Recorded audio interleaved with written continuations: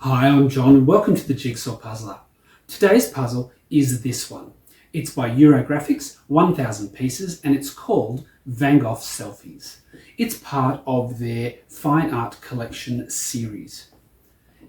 The image portrays 26 of Vincent van Gogh's paintings of his own self-portraits. 26 different images on the front, presented as if they were Polaroid photographs. So this is quite a busy image in some ways and quite a fun one. Also quite a serious art image too, but not the usual art style puzzle that has just a single image of a painting or an artwork on it. 26 separate artworks in the one picture. I've never done a Eurographics puzzle before. This is my very first one, and I have to say that I'm quite pleased with the results. It is reasonably good quality, quite thick pieces, substantially thicker than a lot of other puzzles. Definitely up there with Ravensburger, Heyer, Clementoni and Anatolian. Holds together nicely. I can pick that up quite easily, and it has a slightly glossy surface, which does mean that the lighting can be a bit of an issue at times. It is a random cut puzzle. I don't have too many random cut puzzles, just a couple, and I'm not very used to doing them. But this is quite a random cut puzzle.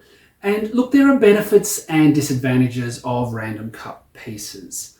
I think the benefit is that there are some very unique shapes and only certain pieces can go in those places. The disadvantage is that they do make it a little bit more challenging because the ends of the pieces don't necessarily line up in a nice grid pattern like you might expect from Ravensburger or Heyer or Clementoni. That being said, this random cut also means that there are a huge variation in piece sizes. For example, I think this might be the largest piece on the board, so substantially larger than the average puzzle piece. And then over here, I think this one might be the smallest piece, but I haven't really gone looking very hard for this. And it's quite tiny, about half the size of a normal puzzle piece. So there they are, comparatively. This one is less than half the size of this one. So random cut often means very wide variations in piece size. The other thing that random cut sometimes means is false edges. Because you get pieces which butt up against each other, I don't know if I can find an example straight off the top. Oh, here we go. Because you get random shapes, sometimes you get straight edges which turn out not to be edge pieces. This one has a slight curve on it, though you'd have to look quite closely to discover that.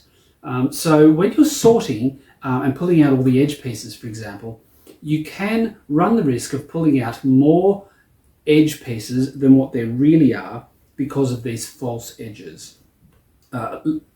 Seemingly level, straight parts of a piece that actually fit into the middle of the puzzle somewhere, not onto the edge. That being said, how did I tackle a puzzle like this? Well, this one is an exercise in colour and texture. I pulled out the edge pieces. I didn't get them all to start with, and you'll see this in the time lapse if you watch it. There are a couple of missing edge pieces and a couple of false edge pieces that simply I knew weren't going to be in the edge by the time I pieced it together. The edge was reasonably challenging, I have to say. I often don't find edges too challenging unless it's like a whole bank of sky or something like that. But even with this one where there are variations in colour all the way around the edge, I did find this one a little bit challenging, possibly trying to get my brain into gear working on the random cut shapes. However, as I was sorting the edges, I started to notice, and I'm doing a full flip at the same time, and I start to notice what's popping out to me. And three things popped out. Bright red. The bright red background of this portrait of Van Gogh here in the middle of the puzzle. The second thing that popped out was this really vibrant yellow-green background of this one over here. And the third thing that popped out was this other bright green background to that portrait.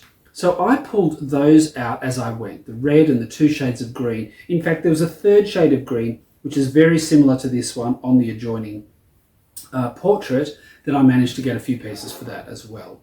So as I'm sorting, I'm pulling out the edges and those three colours because they are really popping out to me as really obvious.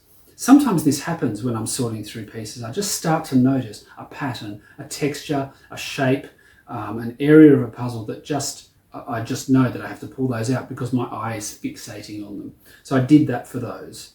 Then I started noticing this portrait here, which has a bluish green background in sort of wavy stripes and lines, brush strokes behind the portrait head. I started noticing those, and so I did start to pull out a handful of those.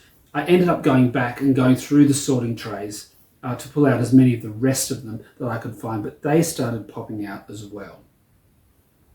So when I started this, I did the edge, and then I did these other groups of colour and put those in the middle.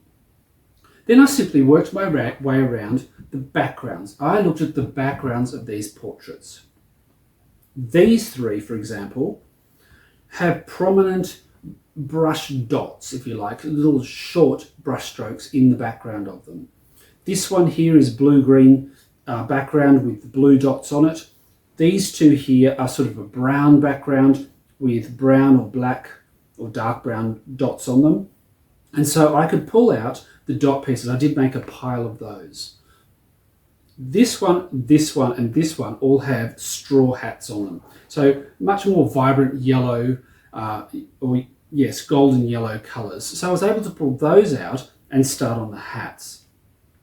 This portrait here in the middle has quite a muted grey background, quite pale, well, a mid sort of grey. Not terribly pale, but not really very dark either.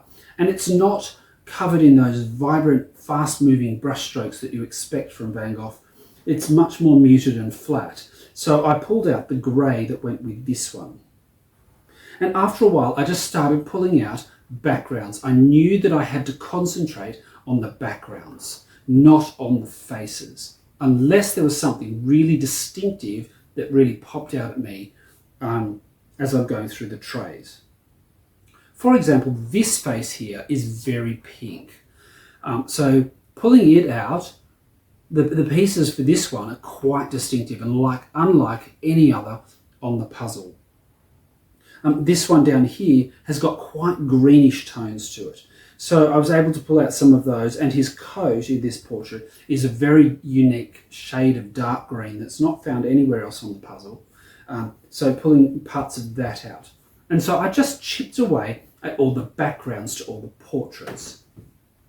Then I found myself in the situation where I reached a sort of a tipping point, if you like, a time in the progress of the puzzle where actually working on the frames, the white frames around each of the portraits, became obvious as the next thing to do. Many of the pieces have two colours on them, the frame pieces. A colour from one portrait, a white stripe of frame, and then a colour from the adjoining portrait. So it became a bit of an exercise in colour matching, finding one of those colours and then working my way around that picture to see where the opposite colour was, the one that went on the adjoining portrait. This portrait here, for example, has got 1, 2, 3, 4, 5, 6, 7 other portraits around it.